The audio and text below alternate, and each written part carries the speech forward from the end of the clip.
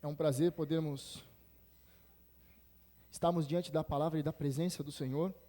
E hoje nós seguiremos a nossa série de exposições no livro de Atos dos Apóstolos. Nós chegamos no capítulo 19. Hoje chegamos no capítulo 19.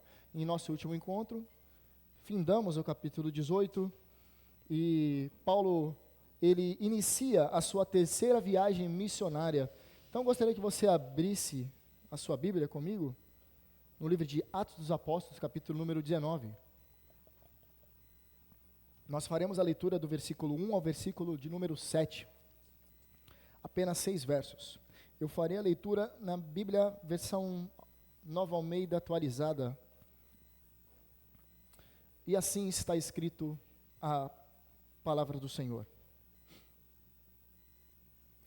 Aconteceu que, enquanto Apolo estava em Corinto, Paulo, tendo passado pelas regiões mais altas, chegou a Éfeso.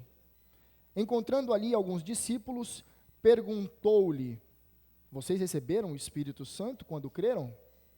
Ao que eles responderam: pelo contrário, nem mesmo ouvimos que existe o Espírito Santo. Paulo perguntou: então que batismo vocês receberam? Eles responderam: o batismo de João. Paulo explicou: João realizou o batismo de arrependimento, dizendo ao povo que crescem naquele que viria depois dele, a saber, em Jesus. Eles, tendo ouvido isto, foram batizados no nome do Senhor Jesus. E quando Paulo lhes impôs as mãos, o Espírito Santo veio sobre eles, e tanto falavam em línguas como profetizavam. Eram ao todo uns 12 homens. Até aqui a palavra inerrante do Senhor. Oremos mais uma vez, meus irmãos. Senhor, nós estamos diante da Tua palavra. Nós acabamos de lê-la e gostaríamos que o Senhor nos ajudasse a compreender por meio da iluminação do Teu Espírito. E rogamos, Senhor, que tudo que o Teu Espírito iluminar o nosso entendimento, Ele também venha aplicar ao nosso coração, para que não entre em um ouvido e saia pelo outro, mas guardemos a Tua palavra, pois sabemos que ela nunca volta sozinha. Esta é a nossa oração, em nome de Cristo. Amém. Meus queridos, o tema que eu dei a essa mensagem é um cristianismo sem Deus. Um cristianismo sem Deus. Um tema um pouco estranho, né? Se nós vemos o termo cristianismo, logo pressupomos que existe uma divindade, a saber, Cristo. Então, esse tema é um pouco esquisito, quando nós olhamos de primeira, mas eu gostaria de explicá-los. Nós vivemos em um país que é considerado o segundo país com maior número de cristãos no mundo. Nós temos por volta de 185 milhões de cristãos, ou que melhor, se declaram cristãos neste país aqui. 50% são declaradamente católicos, praticantes ou não. 31% se dizem evangélicos. E, infelizmente, agora nós temos também evangélicos praticantes ou não. Antigamente só existiam católicos, mas agora os protestantes também, alguns se declaram não praticantes. O que é uma incoerência, é um cristianismo sem Deus. E, a partir disso, muitos, eles dizem ser cristãos, mas eles não conhecem a Deus, nem o que Ele faz e nem para que Ele faz. O texto que nós acabamos de ler apresenta uns 12 homens que são chamados de discípulos. Eles eram discípulos de João Batista, ou seja, dos ensinos de João. Mas eles não tinham uma compreensão muito clara acerca do Messias, acerca de Cristo. Ou seja, um cristianismo sem Deus, ou um messianismo sem Deus. Eles não tinham um claro entendimento de que Jesus já havia vindo. E também eles não conheciam a pessoa do Espírito Santo, ou eles não sabiam que o Espírito Santo já estava sendo derramado. Eu gostaria, portanto, que analisemos o texto. O texto que Lucas coloca assim, logo de princípio: aconteceu que enquanto Apolo estava em Corinto, Paulo, tendo passado pelas regiões mais altas, chegou a Éfeso. O que Lucas está querendo dizer aqui é que Apolo ele está na região de Corinto, enquanto Paulo finalmente retorna à região de Éfeso. Vocês se recordam que ele passa por Éfeso e ele deixa Priscila e Áquila, e ele continua. E aí eles insistem, fiquem aqui mais um tempo, fiquem aqui, Paulo. E Paulo não, diz assim, bom, não ficarei, mas se Deus quiser eu retornarei. E aqui Paulo está retornando, Deus quis que ele retornasse. Então, nós estamos num contexto de terceira viagem missionária. No final do capítulo 18, nós vimos quem era Apolo. Nós vimos um homem que era instruído no batismo de João apenas, mas tinha um conhecimento muito claro das Escrituras, e as Escrituras dizem também que ele era muito eloquente. E este homem, ele ruma para Corinto para seguir o trabalho de evangelização e propagação do reino de Deus, mas Paulo, ele vem para a região mais alta, ele chega em Éfeso, ele chega na região que era conhecida por seu templo de Diana, um templo onde que cultuava uma divindade pagã. Artemis também pode ser chamada assim. Era um lugar muito abrangente, tinha cerca de 500 mil habitantes, uma cidade próspera, uma cidade rica, uma cidade famosa pelo ocultismo, pela superstição. Paulo retorna aqui, já havia iniciado um trabalho, Priscila e Áquila já havia dado andamento no trabalho de propagação do reino de Deus nessa região, e Apolo conheceu essa região também. Só que agora ele retorna, talvez ali, para continuar o trabalho que ele havia iniciado. Nós nos recordamos que, ao chegar em Éfeso, a primeira coisa que ele faz é ir nas sinagogas dos judeus. Era uma prática do apóstolo Paulo, ao chegar em uma cidade onde tinha uma sinagoga, ele entrava ali e apontava o cumprimento do Antigo Testamento em Cristo, ele apontava para Cristo. E ele chega ali e diz que encontra ali alguns discípulos. E é interessante que toda vez as Escrituras colocam o termo discípulo, geralmente está associada a discípulos de Jesus. Só que aqui, meus irmãos, nós não podemos entender como discípulos de Jesus, mas apenas como aprendizes, como discípulos de um mestre, como discípulos de um rabi ou um rabone, discípulos de alguém, discípulos de um ensinamento. Eles eram, de fato, religiosos, discípulos. O texto continua dizendo que Paulo vai fazer uma pergunta. Perguntou-lhes, vocês receberam o Espírito Santo quando creram? Uma pergunta um tanto ousada. Esses discípulos eram discípulos de João Batista, ou melhor dizendo, dos ensinos de João. João já havia morrido há cerca de 30 anos. 30 anos já havia se passado desde a execução do maior homem nascido de mulher, como Jesus se refere a ele. O maior profeta do Antigo Testamento. Você deve saber que, embora João Batista esteja no Novo Testamento, ele ainda é um profeta da antiga dispensação, ou melhor, do Antigo Testamento, porque ainda Cristo não havia se entregado na cruz, não havia consumado de vez a sua obra vicária. Então, Paulo vai fazer uma pergunta a eles. Vocês receberam o Espírito Santo quando creram? E ao que eles responderam, pelo contrário, nem mesmo ouvimos que existe o Espírito Santo. Meus irmãos, essa resposta deles é que é um tanto espinhosa, porque assim, o Antigo Testamento, como grande parte, ensina sobre a doutrina do Espírito Santo. O Espírito Santo estava no momento da criação, o Espírito Santo estava sobre os profetas, o Espírito Santo estava sobre os juízes, o Espírito Santo em todo o tempo está agindo no Antigo Testamento, nós vemos isso claramente, só que eles dizem que nem mesmo ouvimos que existe o Espírito Santo. Nós também, se considerarmos que eles eram discípulos de João Batista era um homem cheio do Espírito Santo. Há evidência da presença do Espírito Santo na vida de João Batista. Aliás, Lucas capítulo 1, versículo 15 diz assim sobre o seu nascimento, sobre o nascimento de João Batista: porque será grande diante do Senhor, e não beberá vinho, nem bebida forte, e será cheio do Espírito Santo já desde o ventre da sua mãe. Como nós compreendemos então essa frase aqui? Pelo contrário, nem mesmo vimos que existe o Espírito Santo. Esse termo existe aqui, não é necessariamente existir, mas pode ser ou estar. Vocês lembram que na nossa língua portuguesa tem essa separação, ser e estar, mas em algumas línguas não existe essa separação, né? Por exemplo, o verbo to be, o be é ser e estar. Em algumas línguas, o ser e o estar estão condicionados em uma só palavra. Então, quando nós vemos que, pelo contrário, nem mesmo ouvimos que existe, podemos compreender que nós nem nunca ouvimos dizer que algumas pessoas, ou essas pessoas, as pessoas estão recebendo o Espírito Santo. O Espírito Santo está sendo derramado. Então, uma resposta mais coerente com aquilo que eles responderam seria, pelo contrário, nem mesmo sabemos que já estava tendo o derramamento do Espírito Santo, nós sequer sabemos que houve já o Pentecoste, já nem sabemos sobre essas coisas. Estamos completamente ignorantes quanto a isso. Paulo, então, ele vai fazer uma pergunta. Bom, se vocês não receberam o Espírito Santo, então que batismo vocês receberam? E eles vão responder, o batismo de João.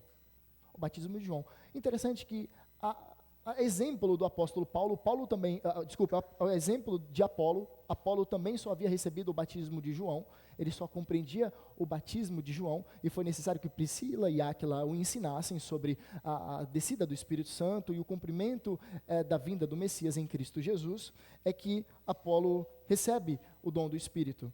Então Apolo conhecia somente o batismo de João, mas ele tinha uma diferença desses homens, ele ensinava corretamente a respeito de Jesus Cristo, e ele tinha um conhecimento muito preciso da Escritura. É que nós vemos isso no capítulo 18, versículo 24 e 25. Mas esses discípulos, eles tinham o batismo de João, mas lhe faltava o conhecimento do Espírito Santo e da relação viva com Cristo. Eles não tinham isso. Eles eram mais incompletos que Apolo. João chamou as pessoas ao arrependimento com que intuito? O intuito de purificação espiritual, o intuito de falar, abandonem esses hábitos, abandonem aquilo que desagrada a Deus. É uma espécie de limpeza, um sinal de limpeza espiritual, mas essa limpeza espiritual, ela não tinha o poder de perdoar, ou melhor, liquidar os seus pecados perante Deus. Não havia sangue derramado, Cristo não havia morrido em favor desses. Então, ele estava fazendo o que, João Batista, quando veio? Preparar o caminho do Senhor, para o Senhor. É isso que Isaías vai dizer, voz que clama no deserto, prepara o caminho, endireita as veredas para mim. A pregação de João, então, era somente preparatória para a vinda do Messias, porque João não tinha poder para limpar o povo do pecado. Isso aqui é muito, muito óbvio. Na sua pregação, João apontou para aquele que viria depois dele, e iria trazer 2 batismos, com o Espírito Santo e com fogo. Nós vemos isso em Mateus capítulo 3, em Marcos capítulo 1, e em Lucas capítulo número 3. Então esses homens receberam apenas um batismo de arrependimento. Paulo então ele vai ter que explicar. Parece uma conversa de teologia aqui, uma conversa sobre religião. Eles estão conversando claramente, bom, nós entendemos isso aqui, nós recebemos somente até essa página aqui. Nós não compreendemos tudo isso, nós não recebemos essas instruções. Paulo então vai ter que explicar. Paulo vai dizer, João realizou o batismo de arrependimento, dizendo ao povo que cresce naquele que viria depois dele, a saber, em Jesus.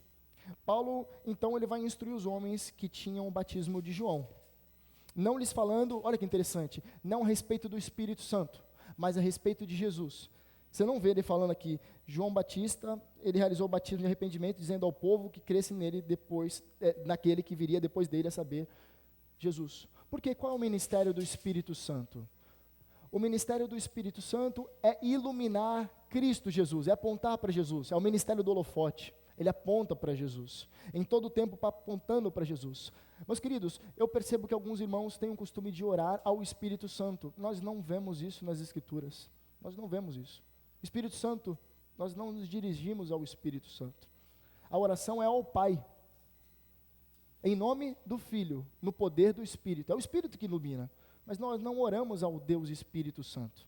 É o Espírito que nos comissiona, mas nós não dirigimos a oração a Ele, é a Deus Pai.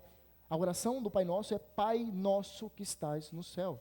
Nós oramos ao Pai, no nome do Filho, nos méritos do Filho, pelo acesso que o Filho nos concedeu.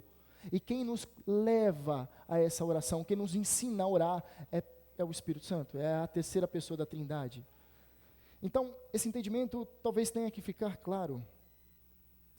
Então, quando nós seguimos o entendimento que Paulo está repassando aqui, compreendemos que Paulo está demonstrando a diferença entre a obra preparatória de João, o que João fez, mas a obra mediadora de Jesus. Por fim, ele aponta para Cristo. João Batista falava, eu não sou digno nem de desatar as sandálias desse homem. Na verdade, diz assim, em Mateus capítulo 3, versículo 11, João Batista dizendo, eu, em verdade, vos batizo com água, para o arrependimento. Mas aquele que vem após mim é mais poderoso do que eu. Não sou digno de levar as suas sandálias. Ele vos batizará com o Espírito Santo e com fogo. Então, Paulo está demonstrando uma clara distinção de dois ministérios. Um, aquele que preparava, e de fato, o rei estabelecido, Jesus. Então, o verso seguinte, na verdade, os versos seguintes, eles concluem, do verso 5 ao 7. Eles, tendo ouvido isto, foram batizados no nome de Jesus.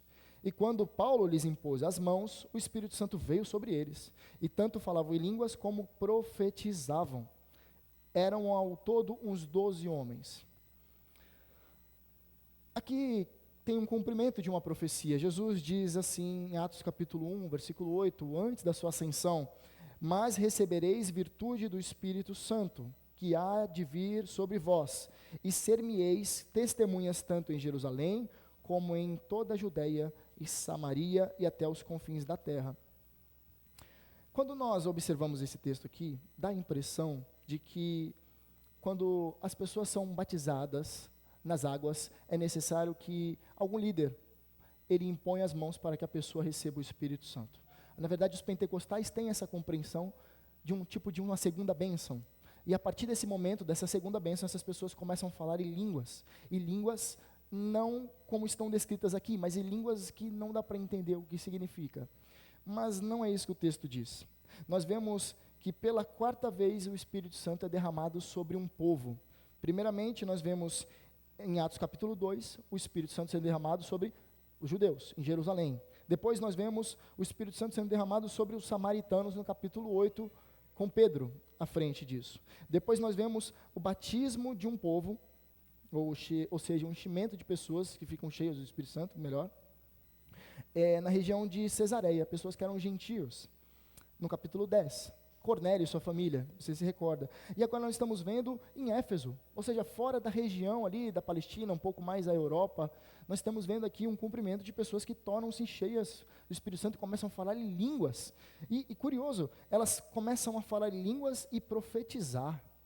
E aí, alguém que é mais carismático vai falar, olha que interessante. Então, a pessoa, quando ela crê em Cristo, ela não recebe o Espírito Santo. Ela só recebe o Espírito Santo depois, em uma segunda bênção, talvez. Mas o texto não fala sobre isso. Esses homens não tinham o Espírito Santo. O que acontece? Quando nós cremos em Cristo, é porque já houve uma operação interna do Espírito em nós. Nós já nos tornamos habitação do Espírito Santo. O Espírito Santo já transformou o nosso coração para que pudéssemos enxergar as maravilhas de Deus. Já somos batizados. A palavra batizado pode ser significado também como iniciados. Somos iniciados. O Espírito Santo vem sobre nós. E aí sim já estamos com o Espírito Santo. Não é necessário uma segunda bênção, não existe isso. Esses homens, eles vão falar em línguas, e aqui são idiomas, não são charamanaias, ou tipo de palavras conhecidas como assim. Não, nem tem tipo de base para isso. E o profetizavam é a ideia de glorificavam a Deus. Essa ideia, não profetizaram, eles começaram a falar profecias e Paulo ficou olhando, uau, eu não sabia disso. Não, o texto não está falando disso. Está falando que eles falavam em línguas, em idiomas, sobre as maravilhas de Deus. Assim como aconteceu em Atos dos Apóstolos. Eles começaram a falar em novos idiomas que eles sequer conheciam, sequer eles eram instruídos, e eles começavam a falar sobre essas maravilhas. E era um total de 12 homens aqui, Lucas nos apresenta. A partir disso, eu gostaria de extrairmos apenas 3 lições. A partir do texto, nós vamos extrair 3 conclusões. Primeiro de tudo, um cristianismo sem Deus é completamente subjetivo. Subjetivo tem aquela ideia de que você é levado por aquilo que a sua mente compreende, mas não verdadeiramente está ligada com a realidade. É uma impressão, é algo subjetivo, é uma percepção interna, mas nem sempre está de acordo com a realidade. Um cristianismo é completamente subjetivo se não tiver Deus. Olha só, aqueles homens que estavam em Éfeso não conheciam plenamente a Deus. Por que eles não conheciam plenamente a Deus? Nós sabemos que há unidade na divindade. Nós sabemos que dentro da Trindade há 3 pessoas: Deus Pai, Deus Filho, Deus Espírito Santo. É isso que nós entendemos. Eles são três pessoas na mesma substância, no mesmo poder, na mesma eternidade. Não há hierarquia, não há. São três pessoas que vivem de maneira plena, de maneira incomum, em comunhão. A criação, na verdade, é nada mais do que o transbordar desse amor. Eles se amam mutuamente, eles estão em comunhão. Deus não cria as coisas porque se sentia sozinho, porque eles já tinham pleno companheirismo, plena comunhão entre os três. Na verdade, a criação é o transbordar desse amor. Ele, Deus, é amor, e esse transbordar traz à tona a criação. Então, esses homens, eles não conheciam o Deus Espírito Santo. Eles dizem que nem sequer sabiam que já havia sido derramado. Eles não conheciam o Deus Espírito Santo. Eles não conheciam Deus, o Filho. Eles não conheciam Jesus. E dessa forma, eles não conheciam perfeitamente Deus, o Pai. Porque só pode ir ao Pai por meio de Cristo Jesus. É o que próprio Cristo diz. Então, a compreensão deles é muito incompleta, muito distorcida, muito frágil. Eles não conheciam plenamente a Deus. E quando nós não conhecemos plenamente a revelação de Deus sobre Ele mesmo, o que acontece, meus queridos? Nós somos levados a um conhecimento subjetivo.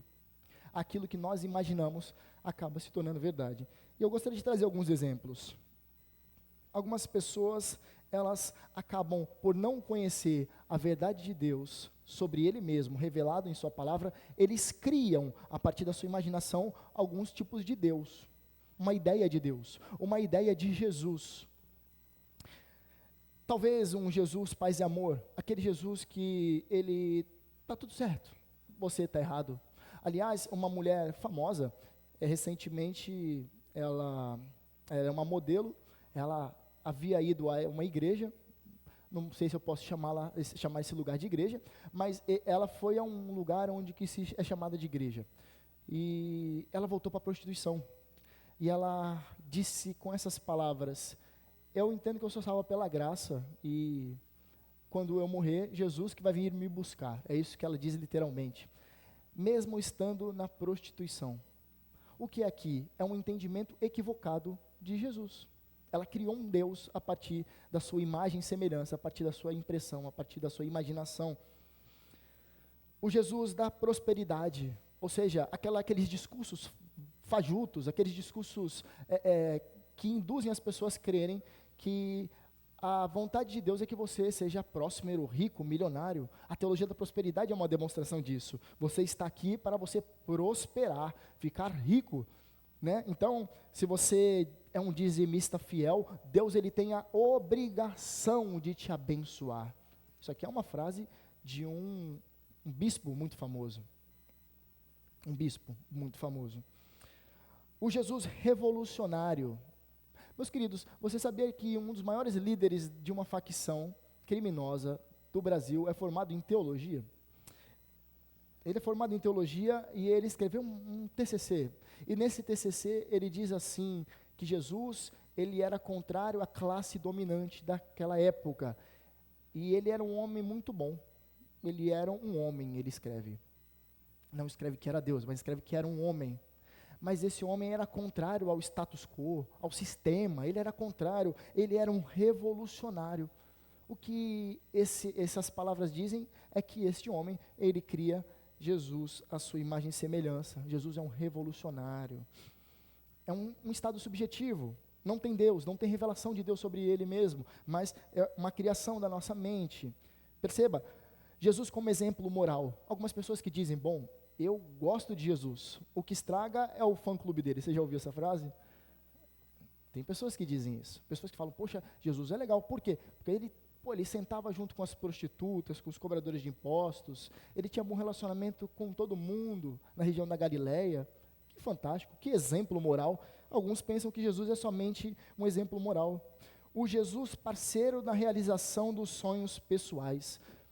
Há pessoas que não são cristãs, mas quando elas conquistam alguma coisa, elas escrevem, nunca foi sorte, sempre foi Deus. Elas colocam a imagem talvez de um carro, através de um estabelecimento que ela começou, através de um casamento, ela escreve, nunca foi sorte, sempre foi Deus. Uma promoção no emprego, ela vai dizer, nunca foi sorte, sempre foi Deus. Mas que Deus é esse? É o Deus parceirão nos seus realizações dos seus sonhos. Ela só lembra de Deus no momento quando ela consegue alguma coisa. Mas não é um Deus que é Senhor, é um Deus concededor de bênçãos, provedor das bênçãos terrenas. Um Jesus criado à imagem e semelhança dessa pessoa. Tem agora o Jesus coaching, né? O Jesus treinador, o Jesus que fala, você tem que fazer isso. E aquelas que eu tenho um certo nojo de falar dessa classe dos coachings, pois é uma distorção da palavra do Senhor. Eles utilizam discursos motivacionais que nada tem a ver com as Escrituras para promover o discurso ou até mesmo a venda dos seus cursos na internet. Existem muitos camelôs da fé nessa linha aqui dos coachings.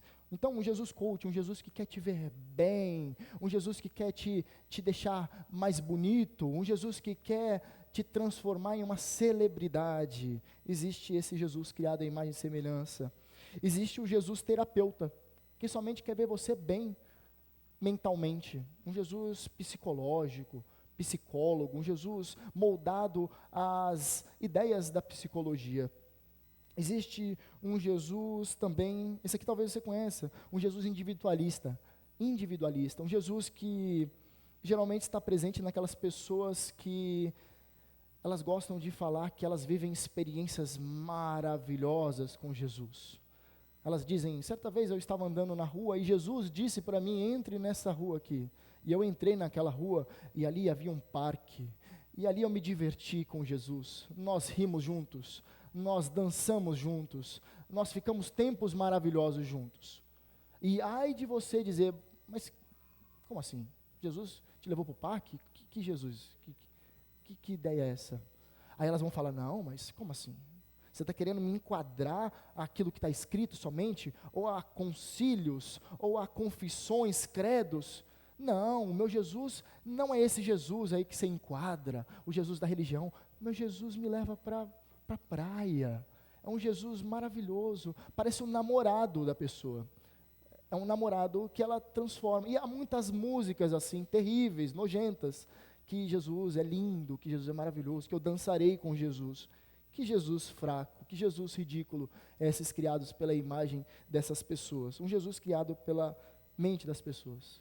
E curiosamente essas pessoas não conseguem compartilhar esse Jesus na igreja, por causa de um Jesus individual. É o meu Jesus, eu criei esse Jesus para mim. Você não pode compartilhar desse momento com Jesus, porque eu criei. Cria você também o seu Jesus aí, que te leve para o parque. Um Jesus da hora.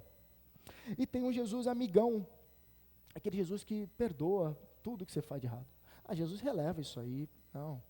Eu acho que Jesus, ele, para mim, as pessoas geralmente atribuem a si a concepção de Jesus. Para mim, Jesus não está preocupado com isso.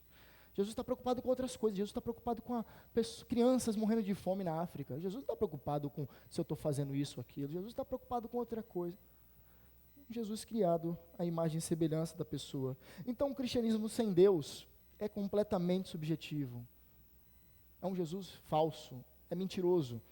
Muitas vezes essas pessoas estão tendo companhia de demônios, que levam ao engano, ventos de doutrina, completamente equivocados, nada tem a ver com as Escrituras, nada, mas elas se julgam até mesmo superiores àqueles que ficam somente com as Escrituras.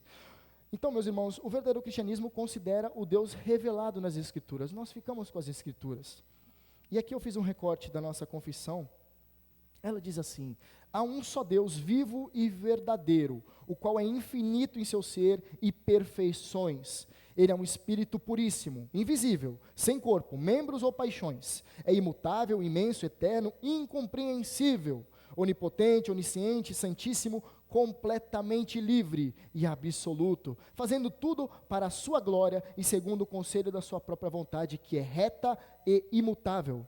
É cheio de amor, é gracioso, misericordioso, longâmino, muito bondoso e verdadeiro remunerador dos que o buscam. E, contudo, justíssimo e terrível em seus juízos, pois odeia o pecado, de modo algum terá por inocente o culpado. É esse o Jesus que nós cremos, um Jesus revelado nas Escrituras. É esse o Deus que nós cremos. O nosso cristianismo tem Deus, não é esse Jesus inventado, mentiroso, falso, adulterado, que muitas pessoas creem, mas é o Jesus revelado na sua palavra. Uma segunda aplicação, um Jesus sem Deus é tragicamente incompleto, um cristianismo incompleto. Olha só que interessante, aqueles homens, eles não conheciam Deus no sentido no que ele faz. Olha só, o que eles conheciam era apenas o batismo de João, que pregou sobre o arrependimento. Mas ele era incapaz de perdoar os pecados, era incompleto. Eles se arrependiam, mas não tinha quem perdoar os seus pecados. Logo, não tem conclusão, é incompleto. Quando não conhecemos a ação de Deus, tendemos a valorizar o quê? As nossas obras. Quando eles são questionados, que tipo de batismo vocês receberam? Eles vão responder, o batismo de João. Batismo de João. Talvez eles estavam sendo totalmente sinceros, mas algumas pessoas não são sinceras. Elas tendem a valorizar suas obras, elas dizem assim, bom, eu sou salvo, ou melhor, o meu cristianismo tem Deus, porque eu sou batizado nas águas. Ela fala com esse termo, os batizados nas águas. São muitas águas. São batizados nas águas. Ou sou nascido num berço cristão. Meus pais eram cristãos, minha família é toda crente. Eu sou salvo. Ou sou filho de pastor, presbítero, diácono. Eu sou um cristão legítimo. Mas você não vê um fruto de arrependimento na vida da pessoa. Você não vê que a pessoa nasceu de novo. A pessoa é ímpia do cabeça aos pés. Ímpia. Mas ela diz que ela tem Deus porque ela tem essas qualidades, foi batizada. Meus queridos, a quantidade de pessoas que há nessa região da Baixada Santista, que foram batizadas nas águas ali da praia de São Vicente, de Santos, que são ímpias, não está escrito. Elas não estão com Cristo, elas nunca andaram com Cristo. Elas ingressaram em um sistema religioso de metas de cumprimento de batismo. Elas vão lá, elas tomam banho na água da praia, elas falam que aquilo ali é um batismo. Mas nunca nasceram de novo. É água salgada só, nunca nasceram de novo. E o que mais tem nessa cidade é isso. Não sei se você conhece alguma pessoa que fala, eu sou batizado nas águas. Aí você vai pensar, pessoa ímpia, ímpia, não tem um fruto de arrependimento na miserável. Ímpia, completamente. Algumas pessoas vão dizer assim, eu não mato, eu não roubo, eu não amaldiçoo ninguém, não minto, não adultero, não faço mal nenhum para ninguém, não aposto, pago minhas contas em dia, dou dinheiro para os mendigos, ou dou roupa, comida para os desabrigados, faço doações para organizações de caridade, faço minhas orações todos os dias. É engraçado, aqueles que não creem em Deus, eles fazem mais oração que nós. Fazem orações todos os dias. Enfim, eu tenho meu lugarzinho no céu. Você já ouviu isso? A pessoa não tem nada de Deus, ela não serve a Deus, mas ela diz que tem um lugarzinho no céu. Eu falei, uau, caramba, você é boa mesmo. Um cristianismo sem Deus é tragicamente incompleto, mas o verdadeiro cristianismo nos ensina a descansar nos méritos não nossos, não o que fazemos, mas nos méritos de Cristo Jesus. Não porque nós somos batizados, ou nascemos em berço cristão, ou somos filhos de oficiais, ou porque nós pagamos as nossas contas em dias, enfim, mas porque Cristo se entregou em nosso lugar. Nós descansamos nos méritos de Cristo Jesus. Se nossa esperança não está em Cristo, rapidamente colocaremos a nossa esperança em outro lugar, ou seja, em nossas obras. E não há nada que façamos que nos leve a merecer os céus. Nada, nada. Então, uma esperança que não está em Cristo, uma esperança que está em nós mesmos, nos nossos méritos, naquilo que fazemos, ela é falida. Não tem nada para alcançar os céus. Somente descansando nos méritos de Cristo Jesus, nós alcançaremos a glória para todo sempre. Mas somente nos méritos de Cristo, porque Ele se entregou em nosso lugar. Não nos nossos méritos, meus irmãos. E por fim, a nossa última aplicação. Um cristianismo sem Deus é desprovido de propósito. Não tem propósito. Imagine só, esses homens seguiram os ensinos de João.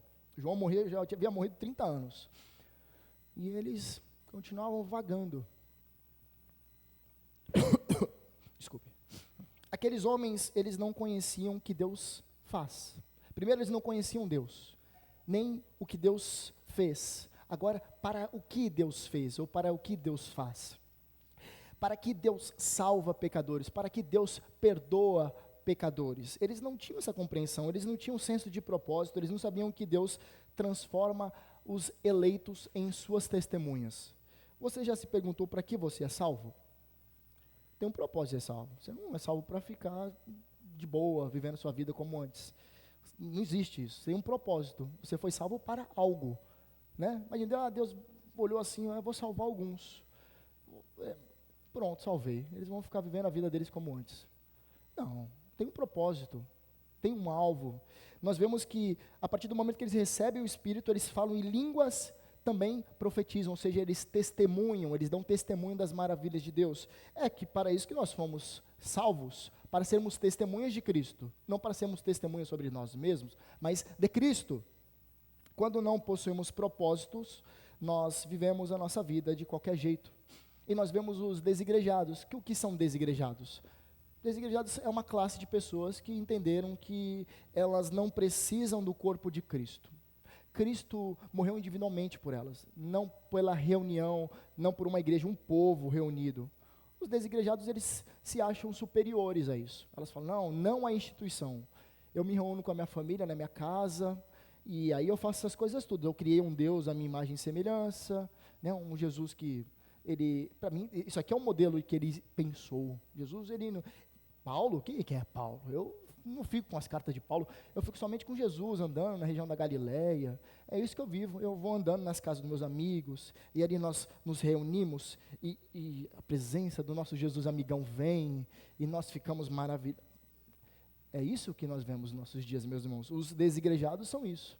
Uma classe de pessoas que criaram um Jesus à sua imagem e semelhança, e vivem de acordo como querem. Quando nós não possuímos propósito, então nós nos tornamos independentes. Nada de dogmas, credos, a história da igreja, não. Pessoas que morreram para que eu tivesse uma Bíblia, para que isso? Eu não ligo para isso. Eu ligo por esse Jesus que eu inventei, maravilhoso que eu inventei, que leva para o parque. Nós fazemos então, nos tornamos independentes, fazemos as nossas próprias regras, relativizamos os mandamentos. Nosso tempo, nossa força, nosso recurso não tem propósito algum. É tudo nosso. A gente que cria a nossa própria regra. Mas e o verdadeiro cristianismo? O que ele diz? O verdadeiro cristianismo nos conduz a sermos testemunhas de Cristo. É para isso que nós somos salvos. A nossa natureza pecaminosa acontece o quê? É mortificada. Nós temos uma natureza pecaminosa mortificada pela ação do Espírito. Mortificada. O nosso coração se torna o quê? Cheio de Deus. E aí, fica fácil de evangelizar, porque quando está cheio de Deus, nosso coração, quando a boca fala, o coração que está cheio, vai sair palavras que vêm do alto. Agora, pessoas que não evangelizam, não falam um Deus abençoe, tenha um bom dia, que o Senhor o abençoe nesse dia. Não tem como dizer que o coração dela é cheio de Deus, é um coração vazio, cheio delas. É uma pessoa que, ela entende que é uma testemunha agora, ela se torna um imitador de Jesus, porque discípulo de Jesus é um imitador do mestre, ela se torna um imitador de Jesus.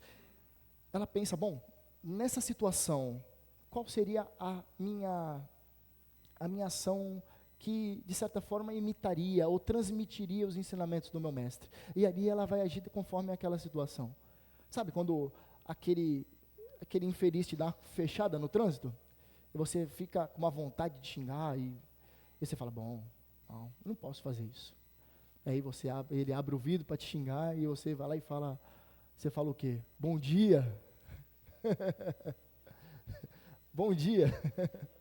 É um imitador de Jesus que faz isso. O imitador de Jesus faz isso, ele dá um bom dia para o cara que está bravo.